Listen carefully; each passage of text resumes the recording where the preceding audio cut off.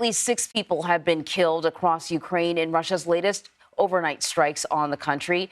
In the port city of Odessa, at least 3 people were killed and 7 others were injured when the city came under fire from missiles and drones. At least 3 other people were also killed in shelling in the eastern Donetsk region. These latest attacks come as the U.S. announced a new $325 million military aid package for Ukraine that will include air defense systems. So Mayeni Jones, with our partners at the BBC, has been following the latest from Kyiv, and she's joining us now. Mayeni, it's good to see you. What more can you tell us about these latest Russian strikes?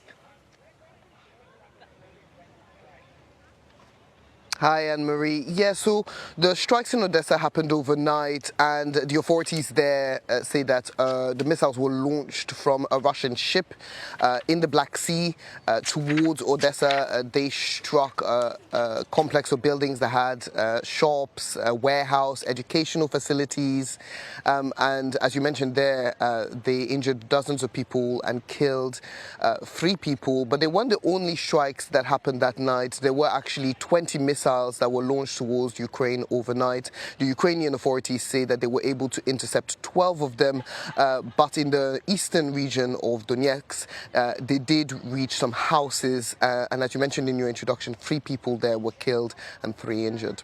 So now we have a new military aid package being announced from the U.S. As you know, there's a bit of a cycle here. Volodymyr Zelensky kind of does a tour asking for more support. Eventually, countries relent. Usually the U.S. comes through with a package, and then the cycle starts all over again, which I suspect. But, you know, what will be included in this latest U.S. Aid package? And will it make a difference?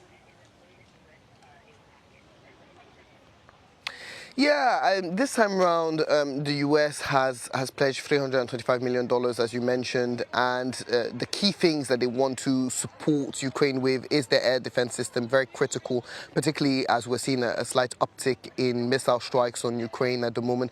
They're also going to be providing the country with Bradley armored vehicles. And the reason that's significant is because Russian forces have been claiming that they managed to seize some Bradley vehicles that had been previously donated by the U.S. Now, this is something that the BBC's Verify team has been looking into, and they say that some of the information is true. They might have seized 1 vehicle at least, but they're looking into how many exactly might be in the hands of the Russian at the moment. So getting fresh armored Bradley vehicles will be useful for Ukraine at this time if Russia's claims are true. So, as you know, one of the things we've been covering is the recent dam breach and the flooding in Ukraine and its possible impact on the Zaporizhzhia nuclear power plant. Now, the UN's nuclear chief was supposed to visit the plant. That has been postponed until tomorrow. Can you break down the concerns about the plant getting caught up in this counteroffensive? Absolutely. The water from the dam is actually part of the water that helps to cool the reactors of the nuclear plant. And there is concern that the levels of water at the moment are quite low. There's a discrepancy between the amount of water that is said to be near the cooling reactors and how much the UN's nuclear authorities have been able to measure. So they want to have a closer look at that and make sure that there is actually enough water to keep the nuclear plant cool, because obviously it needs to be kept stable in order to be safe for the area around it.